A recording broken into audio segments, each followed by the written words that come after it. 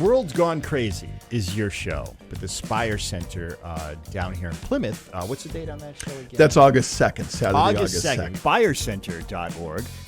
Walk the listeners through a little bit. What can they expect? Because this is not a typical comedy show. Yeah, that was the goal. I'm a rocker. Music is my first love. Comedy's my second love. Actually, food's my second love. Comedy's my third love. Well, join the club. Let me redo this. Women is my first love. Okay. Music's my second love. Right.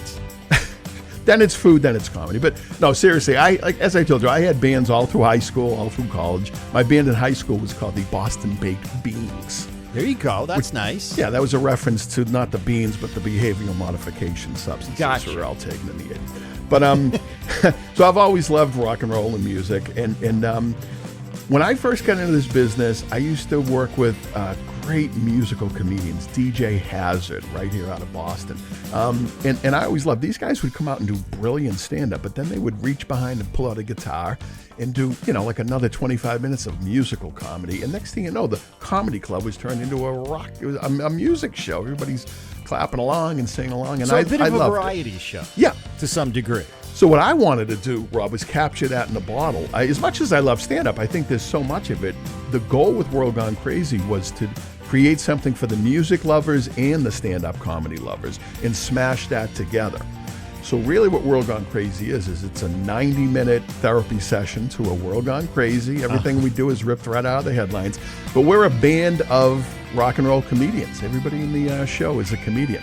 And we do song parodies, we do original songs, we do audience sing-alongs, we do impressions, we do fake commercials, all that stuff.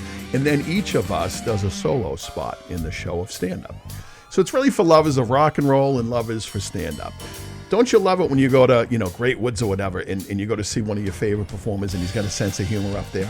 Yes. Right. Yes. And he seems real, or she, and they're real and they're having a good time. Exactly. And you can feel that, and the crowd feeds off of that. And that's what I wanted to capture in the bottle. Tickets available for Spirecenter.org.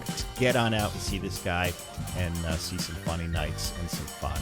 And lighten up and have a good time. And thank you very much for spending a little bit of your weekend with us and always listening to Easy 99.1.